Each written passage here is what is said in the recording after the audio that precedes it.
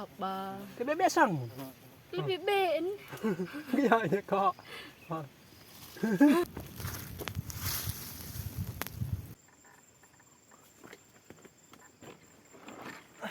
เราอยากทักทายสบายดีพ่อแม่และ FC ทุกคนที่เข้ามาติดตามรับชมช่อง YouTube ของเรามาโดยตลอดพี่น้องมื้อนี้เราก็อยากจะพาพ่อแม่พี่น้องก็ไปติดตามเบิ่งไปติดตามชมเราก็อยากเฮ็ดเวียกคือเก่าพี่น้องเพราะว่าเป็นอาชีพของเราเด้ก็คือเราก็เป็นคนที่อาชีพเฮ็ดไร่เฮ็ดสวนนั่นน่ะพี่น้องก็คือสวนเฮาให้เฮากับบนภูเขานะแต่ว่าวันนี้เฮาก็ให้ตัวนี้ก็เฮาก็จุดแล้วนะแต่ว่าเฮาก็อยากรักษาไม้อิหยังต่างๆนะภาษาเฮาเอิ้นว่าโรนะพี่น้องเพราะว่าเมื่อจุดแล้วเฮาก็ต้องเก็บไม้เศษเหลือนะที่ไม้บ่หมดนะเฮาเก็บทิ้งเฮาบ่เอาไว้อยู่กลางไร่นะเพื่อง่ายเวลาเฮาสักเข้านะพี่น้องภาษาเอิ้นนั่นแม่นโรนะแต่บ่ฮู้ว่าภาษาลาวภาษาไทยเอิ้นว่าแนวใดนะพี่น้องก็เลยมื้อนี้เฮาก็อยากอัปเดตภาพให้แก่ท่านผู้ชมกะไปติดตามเบิ่งไปติดตามชมการเฮ็ดเวียกของเฮาเป็นแนวใดนะพี่น้องมื้อนี้นะยามเวลายามอากาศแดดร้อนนี่นะโอเคพี่น้องมื้อนี้ก็บ่แม่นว่าเฮามาผู้เดียวนะเฮาก็มาพร้อมด้วยผู้สวยของเฮาก็คือภรรยาของเฮานะคุณ2 คนของเฮาก็ไปเฮ็ดเวียกนํกันนะพี่น้องเป็นผัวเมียกันก็ต้องเฮ็ดเวียกนํกันนั่นแหละพี่น้องโอเคพี่น้องไปติดตามนักวันเลยว่าเฮาเฮ็ดเวียกมื้อนี้เป็นอะไรนะโอเคพี่น้องไปนะเพิ่นก็กำลังเตรียมเครื่องหรือว่าหมวกต่างๆพี่น้องเพื่อป้องกันอันบ่ให้แสงแดดนะและให้ที่เฮาอันนั้นอยากรักษากับแม่นให้ตัวนี้แหละพี่น้องตัวนี้เฮาก็จุดแล้วแต่ว่าตัวนี้เฮาก็เก็บละเอียดแล้วพี่น้องตัวอันนั้นเศษเหลือนะจุดนี้นะพี่น้องแต่ว่าอันนั้นตัวที่เฮาก็ยังเฮ็ดบ่สำเร็จก็แม่นอยู่ข้างพุ่นนะแต่ว่าสำหรับข้างนี้เฮาเฮ็ดสำเร็จแล้วนะแต่บ่ฮู้ว่าเวลาเฮาซักข้าวนี่หั่นเฮาบ่ฮู้ว่าจักป่องนะเป็นไรเป็นคนชนเผ่าไรเขาไรเป็นป่องไรพี่น้องเขาไรก็ทานเฮาเฮ็ดได้ประมาณ180ป่องก็ขายอยู่หั่นพี่น้องเห็นบ่ตัวนี้ก็เป็นไห้ของเฮาเฮ็ดปีนี้แหละพี่น้องเฮาก็ให้ของเฮาก็มีแต่จุดนี้แหละพี่น้องเพราะว่าเฮาก็บ่สามารถเฮ็ดหลายนะเพราะเนื่องจากเฮาก็บ่มีเวลาบ่มีแฮงเฮาเฮ็ดก็มีแต่2 คนนะพี่น้องจุดนั้นก็เป็นเฮาอยากปลูกตูบนะปลูกตูบหรือว่าเทียงไห้นะพี่น้องเทียงไห้ภาษาเฮาเอิ้นว่าปานูนะภาษาลาวภาษาไทยเอิ้นว่าเทียงหรือว่ากระถ่อมแต่ว่าภาษาเฮาเอิ้นว่าปานูแต่ว่ายังบ่ทันสำเร็จนะยังอีกเฮามุงหลังคาและนั้นเฮาภาษาเอิ้นว่าเล็บตุปางนะตุปางก็ยังบ่ทันได้แล้วนะพี่น้องแต่ว่าเฮาเล็บตุปางนี่ก็เฮาเอาไม้พุ่งนั่นแหละตัดแล้วพี่น้องละปูอันนั้นพื้นนี่นะเห็นบ่เฮามันบนภูเขาแท้พี่น้องเฮือนคอมันอยู่ลุ่มพุ่นได้อยู่ลุ่มพุ่นน่ะพี่น้องเวลาเฮาอันนั้นขึ้นมาพี่เฮาก็ต้องขึ้นคอยและย่างกันแปลว่าเฮาก็ต้องใช้เวลาย่างก็ประมาณชั่วโมงถึงจะฮอดบนนี้แหละพี่น้องมันเพราะว่าเส้นทางมันอยู่ลุ่มเด้เส้นทางมันอยู่ลุ่มเพราะว่าไห้ของเฮาก็อยู่บนพุ่นอยู่บนเขานี่นะอยู่ลุ่มสุดได้ก็ประมาณลักปลายพี่น้องลักปลายหรือว่า2 ลักประมาณนี้ได้เพื่อจะฮอดไห้ของเฮานี่นะแต่ว่าเฮาก็ยังไข่อยู่พี่น้องเพราะว่าเฮาก็บ่ไกลซ้ำพี่น้องพุ่นนะเขาแห้งไกลกว่าเฮาอีกนะอยู่ทางพุ่นนะเขายังไกลกว่าเฮาอีกนะแต่เฮาก็ยังไข่เพราะว่าเฮาก็หมอนี่นะสำหรับคนที่เคยเฮ็ดบนภูเขาเอิ้นว่าหมอเลยพี่น้องเพราะว่าคนที่เคยเฮ็ดเวียกกันอยู่ไกลเด้เขาเอิ้นว่าหมอแล้วแต่จริงมันไกลแล้วพี่น้องเฮาใช้เวลาก็ประมาณชั่วโมงนึงนะถึงจะฮอดนะพี่น้องแต่ว่าเฮาก็ดีใจพี่น้องเพราะว่าปีนี้แล้วนะอยู่ในกลุ่มบ้านของเฮานะก็เฮาก็ประชุมกันว่าสิเฮ็ดทางขึ้นภูนะก็เลยเฮาก็ได้เฮ็ดสำเร็จแล้วนะพี่น้องแต่ว่ายังบ่งามเท่าไหร่มันยังบ่งามอยู่เวลานั้น ฝนตกก็ขึ้นบ่ได้แล้วเวลาแห้งตลอดไปว่าร้อนตลอดก็ทางขี้ฝุ่นก็รถก็ขึ้นบ่ได้แต่ว่ามื้อวานนี้ก็เป็นฝนตกก็เลยทางมันโตมันขี้ฝุ่นมันปัดออกเด้แต่ยังเหลือแต่ดินตมมันแข็งๆหั่นรถสามารถขึ้นได้นะนี่รถของเฮาก็ฮอดให้นี่เลยนะพี่น้องฮอดผู้พุ่นเด้เฮาเฮ็ดทางนะรวมที่มูลค่าที่เฮาเฮ็ดทางนี่พี่น้องก็60ปลายล้านเด้แต่แคมทางขึ้นภูพุ่น60ปลายล้านแต่ว่าเขาเฮ็ดก็บ่แม่นว่าเขาเฮ็ดดีเฮ็ดธรรมดานะพอที่จะรถใหญ่ขึ้นได้นะแต่รถจักรมันบางจุดมันขึ้นบ่ได้นะพี่น้องนะจุดนี้แหละพี่น้องที่เฮายังบ่ทันเก็บรักษาแล้วนะนี่ภาษาเอิ้นว่าจูดแล้วล่ะต้องโรอีกนะภาษาเอิ้นโรแต่ภาษาไทยภาษาลาวเอิ้นว่าแนวใดนะโตนะออกใหม่ตะมันเรือนี่นะออกหมดมันเกี่ยงแบบนี้เพื่อสะดวกสบายในการซักข้าวบ่หรือว่าเฮาเสียหญ้านะถ้าเฮาบ่โรนี่เฮาบ่รักษานี่เฮาบ่เก็บละเอียดนี่ก็เวลาเฮาเสียหญ้าต่างๆมันยากเด้มันขัดขวางหลายสิ่งหลายอย่างนะพี่น้องก็เลยเฮาก็ต้องรักษาก่อนนี่แต่ว่าการเฮ็ดเวียกของเฮาในมื้อนี้เฮาก็บ่ได้เฮ็ดอยู่ลุ่มนี่ได้เฮาบ่ได้เฮ็ดอยู่ลุ่มแต่ว่าเฮาต้องเฮ็ดแต่เทิงพุ่นน่ะแต่เทิงพุ่นเห็นบ่จุดที่เมียของเฮาอยู่นะเฮ็ดแต่เทิงหั่นลงลุ่มนะพี่น้องวิธีนี่ก็เป็นวิธีของชาวบ้านได้วิธีของพ่อแม่ปู่ย่าตายายสอนเฮามาแต่เฮายังเด็กนะการเฮ็ดเวียกเขาก็สอนคือกันได้พี่น้องแต่ว่าการโรนั้นให้เบิ่งนี่นะเฮากะประมาณกะสะสุดกับประมาณมื้ออื่นก็คือสิแล้วอยู่พี่น้องเพราะว่ามันใหม่มันดีๆเด้ไม่กะมัน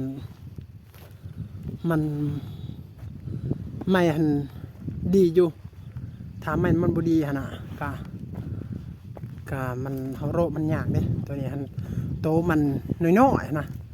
กับมันใหม่หมดนะแต่ยังเหลืออีกกันถอนใหม่ตัวมันใหญ่ๆเนี่ยนะกับตัวนี้หันโตมันใหญ่นี่เมียของเฮากะพาเฮาตัดเฮ็ดพื้นนะเฮ็ดพื้นเป็นเฮาอยากนึ่งข้าวเฮ็ดอาหารการกินต่างๆนะพี่น้องนี่เห็นบ่เขาเฮ็ดแบบนี้ได้แล้วเฮากองเป็นเฮาปะเป็นกล่องและจูดนะพี่น้องนี่เฮาปะบนไดที่ไม่มันบ่ดีนะนี่แบบนี้นะยังลายแบบนี้เฮาก็เอาสิ่งที่เศษเหลือนะปะอยู่นี่แหละพี่น้องให้มันเป็นกล่องใหญ่ๆนะแล้วเฮาจูดอีกขนาดพี่น้องแบบนี้ได้นี่ภาษาเขาเอิ้นว่าการเฮ็ดในนี่เป็นภาษาเขาเอิ้นโรได้พี่น้องแต่ภาษาไทยภาษาลาวเขาบ่ฮู้ว่าเอิ้นแนวใดนะช่วยบอกกันแน่เพื่อเฮาสิฮู้ภาษาลาวขึ้นตื่มมันได้พี่น้องโอเคพี่น้องไปติดตามนำกันเลยพ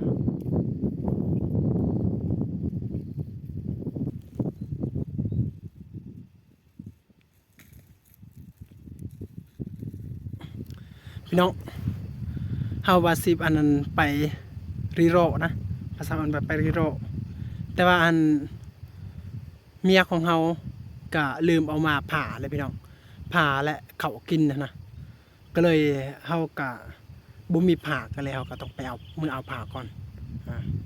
เอาผ่าก่อนแล้วเอาเขาเลยนะพี่น้องเพราะว่าสาเหตุที่เพิ่นลืมเพราะว่าเฮาก็บ่แม่นว่าเป้าหมายที่ไปรีโรมื้อนี้นะพี่น้องบ่แม่นว่าไปเก็บรักษาอันนั้นใหม่ที่อันอยู่ในไห้นี่แต่ว่าเฮากับเป้าหมายก็คือเฮาไปช่วยอันนั้นน้องเคยของเฮาค่ะนะเพิ่นขอร้องนำเฮาครับไปช่วยเพิ่นก็ไปฉีด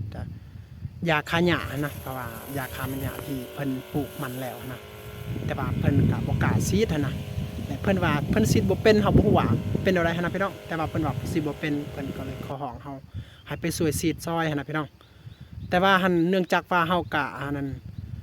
ยังอันนั้นมีเวียกลายอยู่อันนั้นเฮือนก็เลยมันตะเวนมันขึ้นก็เลยเฮากะยันว่าเฮาสิทธิ์บ่ได้นะเพราะว่าแดด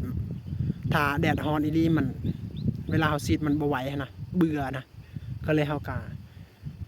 เปลี่ยนใจกลับไปเฮ็ดเวียกก่อนเฮ็ดเวียกของเฮาก่อนบางเทื่ออาจจะมื้ออื่นหรือว่าบางเทื่ออาจจะตอนแลงเฮาก็ไปช่วยเพิ่นแต่ว่ามื้อนี้เฮาก็ตอนเช้าเนี่ยก็ไปเฮ็ดเวียกก่อนพี่น้องแต่ว่าเมียของเฮาก็ลืมมันนั่นเอาหมาผ่าพี่น้องผ่าเวลานั้นเฮาเก็บรักษานั้นใหม่ต่อมันเหลือนี่นะ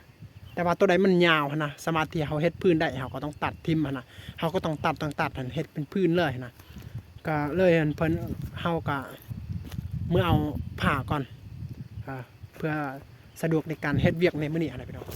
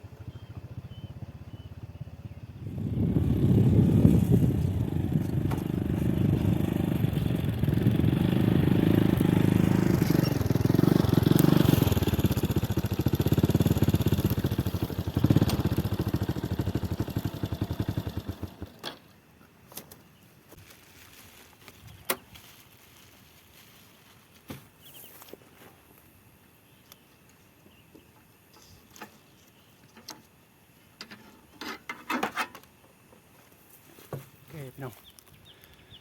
เฮาก็ฮอดแล้วพี่น้องเพราะว่าเฮาก็มือเอาเครื่องนะแต่ว่าเดี๋ยวนี้ก็กำลังฮอดให้แล้วเพราะว่าเฮาก็เอาเครื่องแล้วเด้เพราะว่าเฮาก็เอาผ่านี่แหละพี่น้องเพราะว่าเฮาเริ่มออกมานะเอาผ่าแล้วเอาเข้าเอาอันนั้นเฮาก็เลยเอาอันนั้นกับมะม่วงนี่นะกับน้ำตาลนะอยากกินเวลาเที่ยงจักหน่อยนะพี่น้องโอเคพี่น้องไปเบิ่งเลยเขาก็เฮ็ดเวียกนะโอเคเพิ่นก็เฮ็ดก่อนนะพี่น้องเพิ่นได้จูดก็ประมาณกองหนึ่งเลยเพิ่นได้กล่องอันเป็นกล่องเด้แต่ว่า2กล่องแล้วเพิ่นได้จูดนะพี่น้องกล่องนึงแต่ว่ากล่องที่2ก็เพิ่นยังบ่ทันได้จูดนะเพราะว่าเฮามากับมานำกันนะแต่ว่าเฮาก็เอาเครื่องนะก็เพิ่นก็เฮ็ดไปก่อนนะก็ประมาณนี้เลยโอเคพี่น้องมาเบิ่งกันเลยการเฮ็ดเวียกของเฮา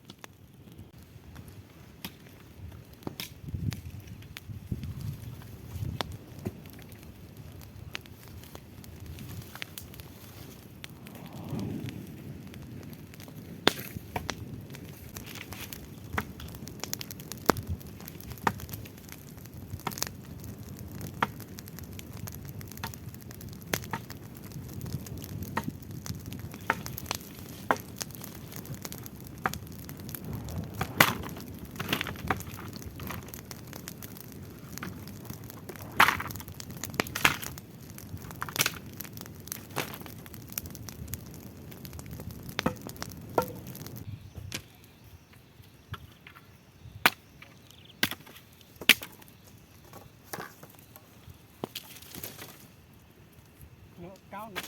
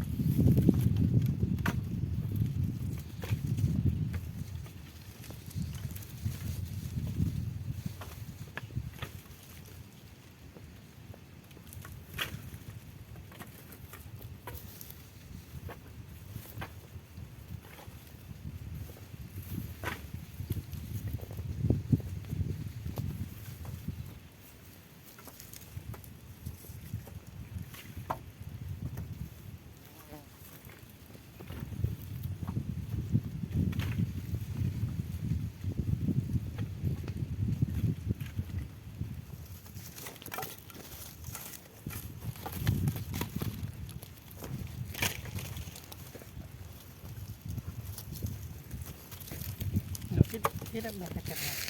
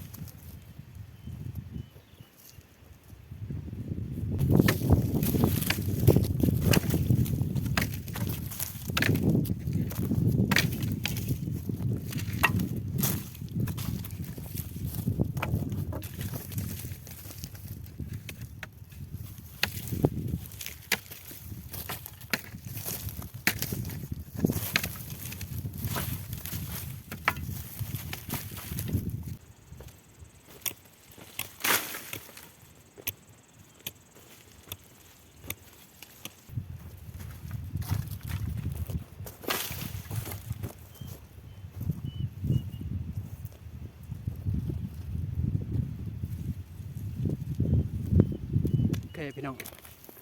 เดี๋ยวนี้ก็เวลาก็ประมาณ12 โมงแล้วพี่น้องฮอดเที่ยงแล้วแต่ว่าเฮาก็ยังบ่ทันกินข้าวเช้าพี่น้องเพราะว่าเฮาก็มาแต่เช้าเด้ก็บ่แม่นว่าเช้าหลายแต่ว่าเฮามาฮอดก็ประมาณ8 โมงแต่ว่าเฮาก็บ่เคยกินข้าวเช้าหั้นนะการเฮ็ดเวียกเขาก็ต้องกินข้าวเที่ยงและข้าวแรงประมาณนั้นพี่น้องเพราะว่ามื้อหนึงก็กินได้แต่2 เทื่อนะแต่ว่าเฮาก็โรภาษาเฮาเอิ้นว่าเฮาโรเฮาเก็บรักษากะครึ่งหนึงแหละพี่น้องแต่ว่าบ่แล้วฮะมื้อนี้หันบ่แล้วเฮาเที่ยงเฮาก็ไปกินข้าวก่อนแต่ว่าก่อนเฮาไปกินข้าวเฮาก็ต้องจูดก่อนจูดกองทอกองไว้นะเฮาเอิ้นว่าภาษาเฮาเอิ้นว่าตัวนี้มันปล่อยเด้ภาษามันปล่อยเฮาต้องจ้องปล่อยก่อนจ้องให้มันกาดปล่อยนี่นะเฮาจูดให้มันหมดตัวนั้นพี่น้องแล้วอยู่พุ่นประมาณ1 2 3 4ประมาณ5 6 7 กล่องนะ8 กล่องหรือว่าประมาณ10 กล่องนะแต่พี่น้องเฮาได้กล่องไว้นะแต่ว่าก่อนเฮาจะไปกินข้าวเฮาก็ต้องจูดก่อนนะเฮาจูดให้มันใหม่นะเวลาเฮามาอีกนะตัวใดยังอันนั้นไม่บ่หมดเฮาก็เก็บละให้มันละเอียดเลยนะเนี่ยนะประมาณนี้นะพี่น้องที่เฮาเฮ็ดในมื้อนี้นะ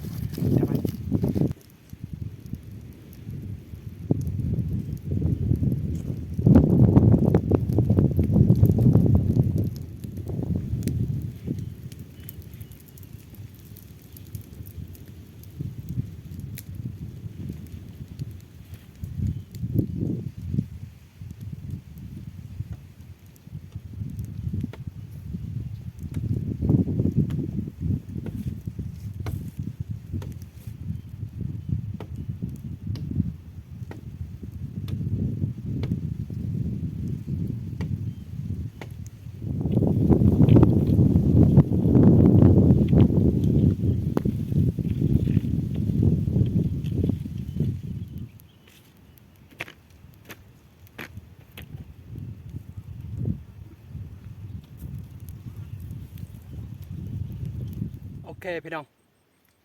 เฮาก็เข้ามาบ่อนนั้นห่มๆแล้วพี่น้องเพราะว่าเฮาก็อยากเตรียมกินข้าวกินอาหารการกินของเฮานะนี่ก็เป็นข้าวของเฮาและนี่ก็เป็นอาหารก็มีแต่ปลาป่องนี่แหละพี่น้องอาหารของเฮานะเพราะว่าเฮาก็อยู่บ่ได้บ่อนนั้นมันมีแดดลายนะก็เลยเฮาก็เฮ็ดบ่อนห่มๆนี่เฮาเอิ้นว่าตูบๆบ่แบบนั้นนะเพื่อนป้องกันความร้อนนะพี่น้องโอเคพี่น้องเชิญพี่น้องมากินข้าวกันเด้ออาหารของเฮานี่นะแซ่บๆได้พี่น้องครับมันมีน้ำตาลกับมะม่วงนะพี่น้องกินตอนเที่ยงนะโอเคพี่น้องมากินข้าวน้ำกัน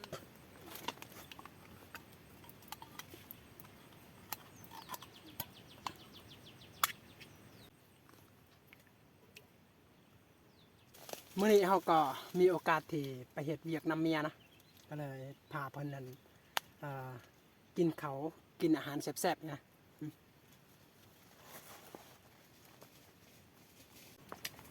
เลยจ้าเลยด้วย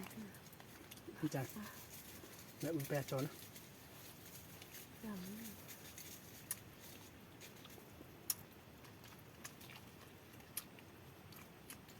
อะไรเปียกจำเปลื้มกัน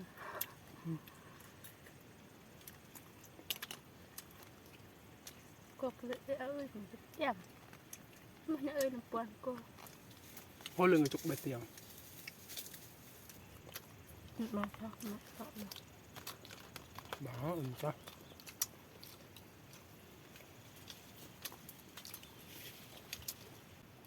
อยากเป็นพันธมิตรแล้วก็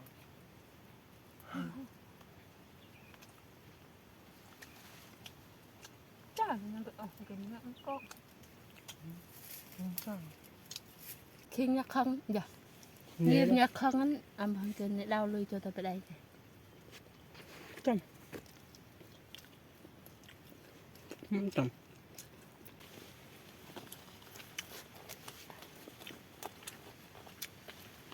บ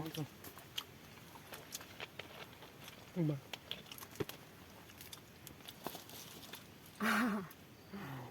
เหมือนกัน ก็ตุ้มหลังมันต้องมาไหนสั่งมาลอยตัดหนักแล้วดูแม่ มันก็ใครทักไม่ทำอะไรนะ นี่ก็มังสั่งแบบเกิดอะไร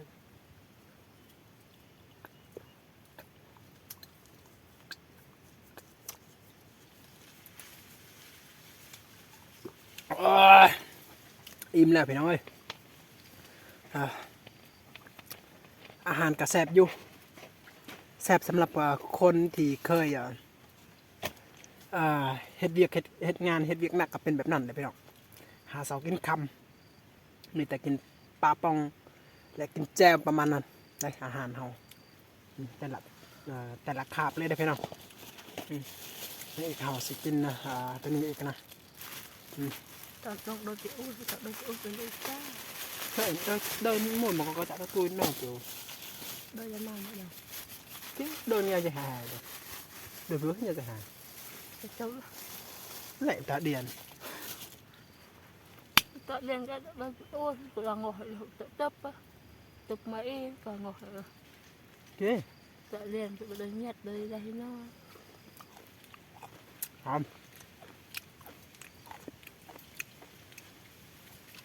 ไปทั้งไหมหัวต้มมือกันบ้าง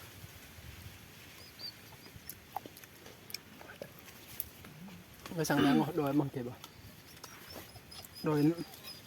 ถ้าเดียนเก่งก็สั่งมันก็เก่งมาไม่เอาโดยปูเห็น มันไม่ช่างไม่กล้าเนี่ยอาจารย์เนี่ยอาจารย์ เงินอาจารย์ลงว้าวพี่น้องแซ่บฮะ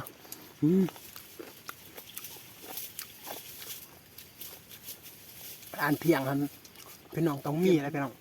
นี่ก็เป็นอาหารที่เสริมกำลังให้แกเฮาในการเฮ็ดเวียกเฮ็ดงานได้ถ้าบ่มีนี่โอ้เขาเฮ็ดบ่ได้เพราะว่ามันห่อนต้นโตเด้เวลาเขากินตัวนี้มันเย็นไปหน่อยมันจำมาให้ทันก็จังมันเย็นร้ายนะหวานนี่เลยนะพี่น้องเย็นนะก่อน เดินมันกัดลงตัว ว้าวแซ่บๆเลยบ้าปริเกตยังไงหอมหรอกบ้า อะไรวะ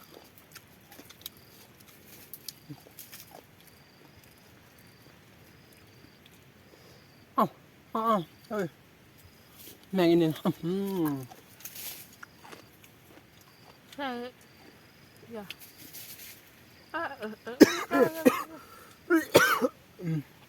โอ้ยแซ่บไปเลย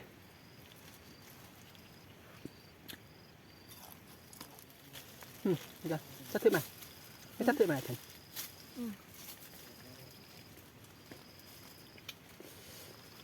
านไม่จานเลยนะทึบไหมนะเดี๋ยวกินไหมกินแซ่บอับบ้า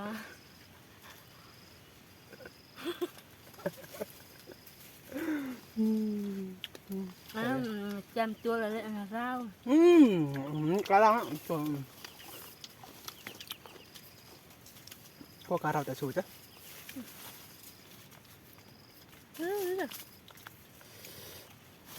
ไปเจียมสัน ได้ยังไงmình đưa nàng cơ cài ăn เรื่องไม่จำจ้าว่า nó mẹ giờ nó cứ cha เบ๊ะสั่ง học bờ เบ๊ะสั่ง cái bị bện ก็อย่าก็ học bấm lên อย่าเด้อ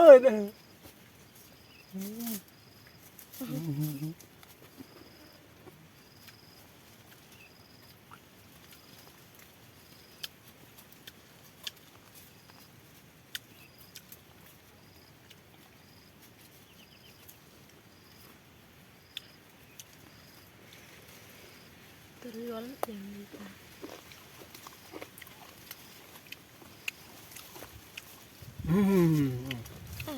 ก็จำ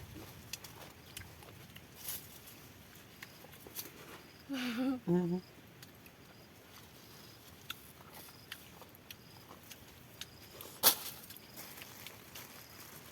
ถ้าพายุมาก็ขึ้นนี่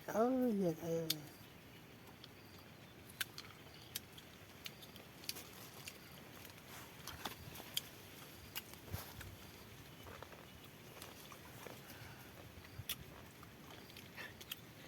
vì cười cái thẹt ada lagi neng siapa nok dah kan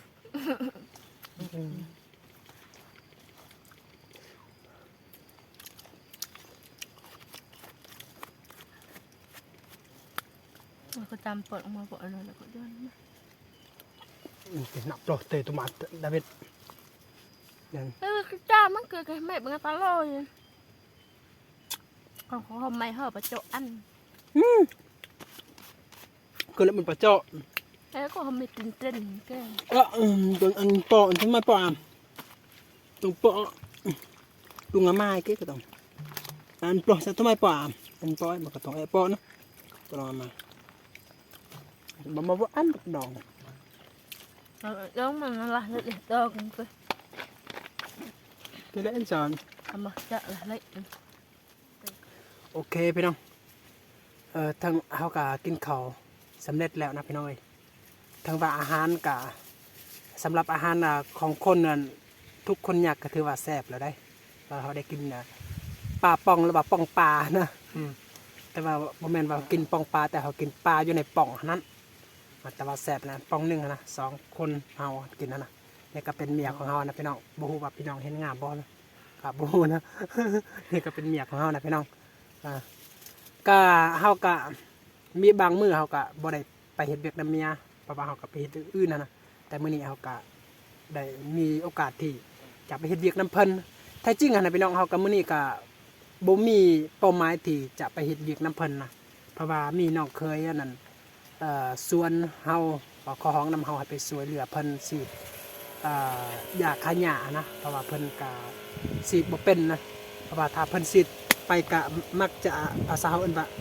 มักว่านนะพี่น้องว่านแบบว่าเขาปะเด้ก็เพิ่นก็ขอร้องนำเฮาแต่ว่าเนื่องจากว่าเฮามีเวียกอันนั้นก็มันซ่าก็เลยเฮาก็มันตะเว้นขึ้นก่อนก็เลยเฮาก็คิดว่าต้องเปลี่ยนใจก็ไปเฮ็ดเวียกนำเมียก่อนก็เอาไปภาษาเฮาเอิ้นว่าเวียกแถวเฮ็ดนี่ภาษาเฮาเอิ้นว่าเวียกริโรเด้ริโรภาษาเฮาเอิ้นนะว่าจูดแล้วก็มันเป็นริโรภาษาลาวภาษาไทยเอิ้นว่าได้เพราะว่าเฮาก็เอาตัวมาเซตเลือไม้ที่ยังบ่ทันไม้ให้มันละเอียดนะเขาเอาไม้ตัวนั้นและทิ่มเพื่อไม้สะดวกสบายในการซักเข้าแล้วว่าในการเสียหญ้าต่อไปนะก็มีแต่สำนั้นแหละพี่น้องนี่ก็เป็นอาชีพของเฮาได้เฮาก็เป็นคนบ้านนอกบ้านนาเลยพี่น้องเป็นคนบนเขาบนดอยนะเวลาเฮ็ดเวียกเฮ็ดสวนก็เฮาก็ต้องขึ้นบนเขานะพี่น้องก็ธรรมศาสตร์ก็ได้เบิ่งอยู่ธรรมศาสตร์แต่ว่านั่นแบบว่าคือในหมอกในเมืองนะเฮาก็มันยากที่จะไปนะบ่ค่อยได้ไปปานใดนะพี่น้องคนในเมืองก็อยากเที่ยวคือเฮาอยู่นี่แหละแต่ว่าเฮาคนนอกนี่ก็อยากไปในเมืองเลยพี่น้องก็มีแต่สำนั้นเลยพี่น้องมีแต่ฝากให้พี่น้องก็อย่าลืมกดไลค์กดแชร์ช่องของเฮาเด้อเพื่อเฮามีกำลังใจในการเฮ็ดคลิปต่อไปนะพี่น้องอย่าลืมกดติดตามพี่น้องช่องของเฮานะสนับสนุนช่วยกันนะพี่น้องโอเคพี่น้องเจอกันใหม่คลิปหน้าพี่น้องลาก่อนสบายดี